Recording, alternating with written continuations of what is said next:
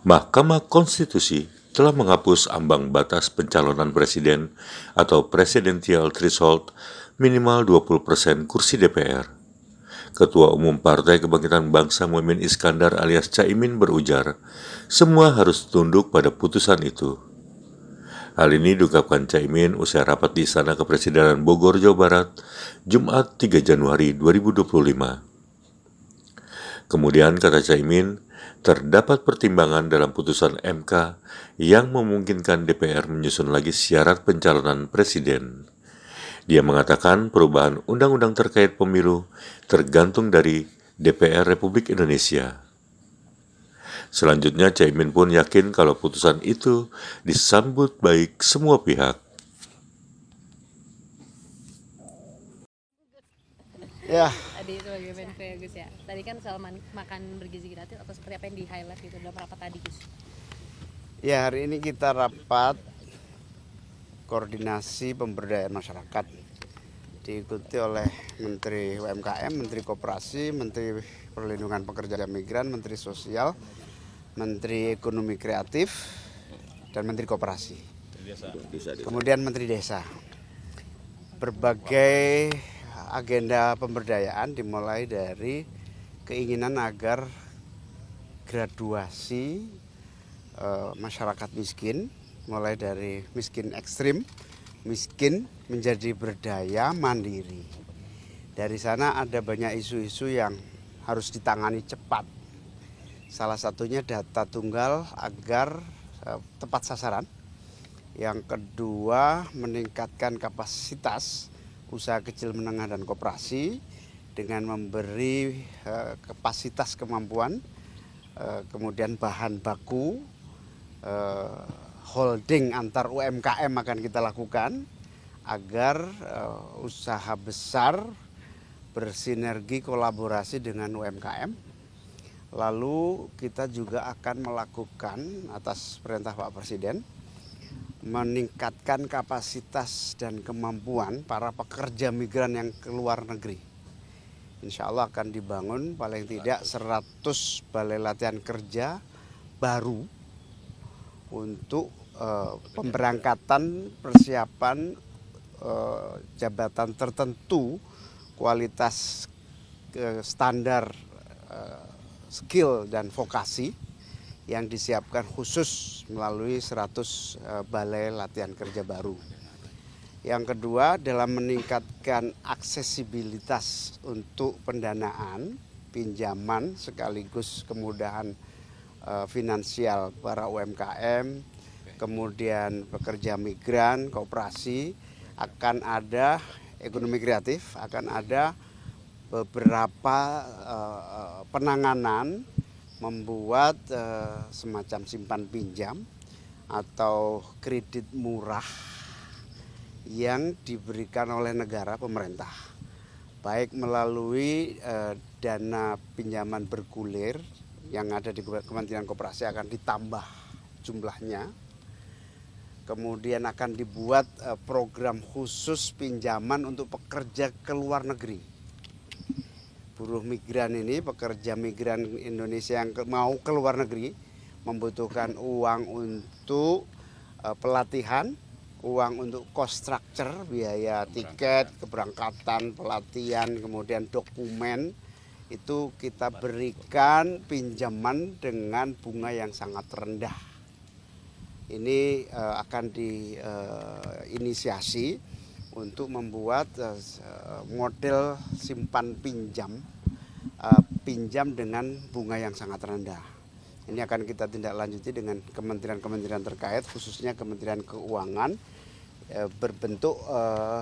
berbentuk uang pemerintah yang dipinjamkan kepada para pekerja migran, juga kepada UMKM.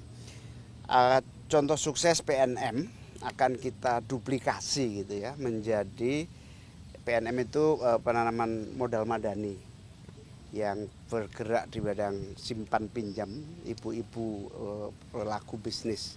Nah, ini akan diduplikasi untuk pekerja migran, duplikasi untuk UMKM, duplikasi untuk koperasi. Berikutnya optimalisasi bantuan sosial melalui Kementerian Sosial juga dilakukan berbagai pembenahan termasuk kepada para kaum miskin yang layak mendapatkan bantuan boleh diusulkan dan boleh disanggah yang sudah tidak miskin tapi masih mendapatkan bantuan boleh disanggah melalui Kementerian Sosial.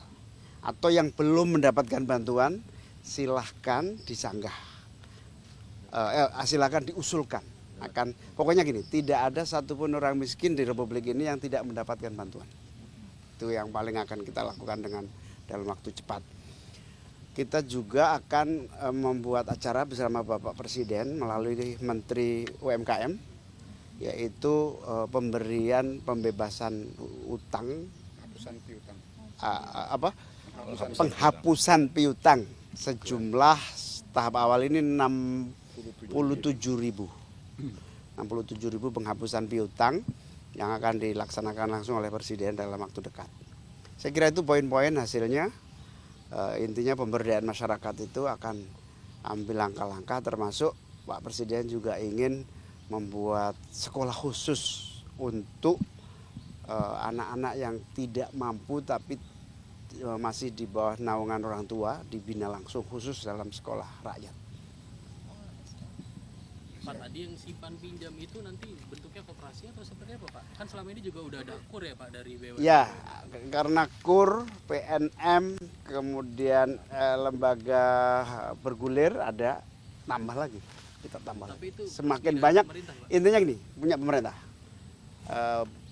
Intinya kita ingin menambah akses permodalan dengan bunga rendah. Persiapannya berapa banyak, Pak? Berapa triliun mungkin, Pak, untuk Ya bisa 20 triliunan total ini. bentuknya ke dana abadi pendidikan juga? Dana abadi pendidikan, dana abadi bergulir.